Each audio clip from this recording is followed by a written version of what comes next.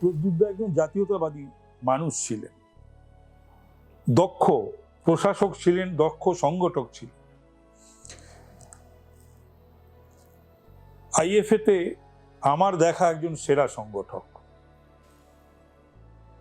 কাজ তো যা করেছিলেন, আমি তো সবসময় উনি ডাকতেন আমাকে, এটা আমার খুব ভালো লাগতো। সে আইএফএ তে হোক, আইএফএ নির্বাচন সংক্রান্ত ব্যাপারে হোক, বিশুদার নির্বাচন, সেটা তো আমি আইটিসিতে, না আইটিসি তো নয়, ওটা তাজ, সেখানেও ছিলাম মাত্র 1 ভোটে। বিশুদার পরাজয়, খুব ভালোবাসতেন আমাদের।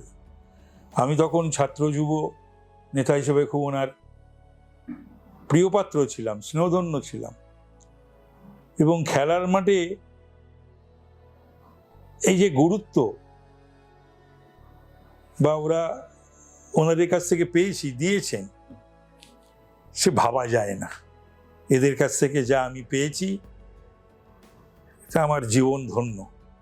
প্রদ্যুৎদার বাড়িতে যাওয়া, সেটা আজও আমি মেনটেন করি।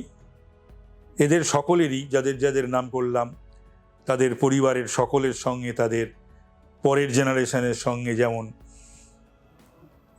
বিশুদার পুত্র বাপি, প্রদ্যুৎদার পুত্র অনির্বাণ, অনিন্দ, যোগুদারও ছেলেমেয়ের সঙ্গে আমার খুবই ভালো সম্পর্ক।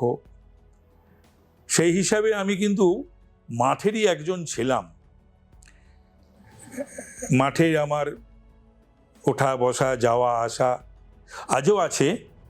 তবে একটা সময় খুব, মানে সে প্রতিদিন, নাকি যাকে বলে প্রতিদিন মাঠে সেই যাওয়া, এই সমস্তগুলো ছিল। প্রদ্যুৎদার বাড়িতে পর্যন্ত যাওয়া, তার নির্দেশ নেওয়া, তার কাজ করা, এই সবগুলো উনি আমাদের দিয়ে করাতেন। তেজ ছিল একটা, খুব জেদ ছিল, এবং এটা করবই, করতেই হবে। একটা অদম্য একটা তার মধ্যে সাহস ছিল, এবং কোনো অন্যায়কে বরদাস্ত করতে পারতেন না। অবিচার অন্যায় হলে পরে তিনি একেবারে প্রতিবাদ করতেন, রুখে দাঁড়াতেন। এবং একটা সময় বাংলায় পরিবর্তনের ব্যাপারেও তার ভূমিকা অনস্বীকার্য। যে ভূমিকা তিনি পালন করেছিলেন, ভাবা যায় না।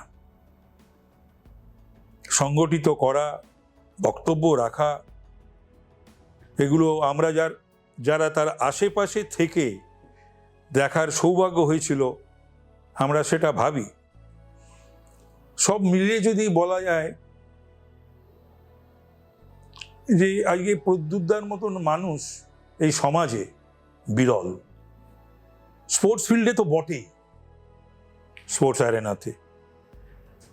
তাই এই সমস্ত মানুষের সান্নিধ্য পেয়েছি যখন ভাবি, নাম ধরে তারা যখন ডাকতেন, ভালোবাসতেন, স্নেহ করতেন, কোনো উপহার হাতে তুলে দিতেন,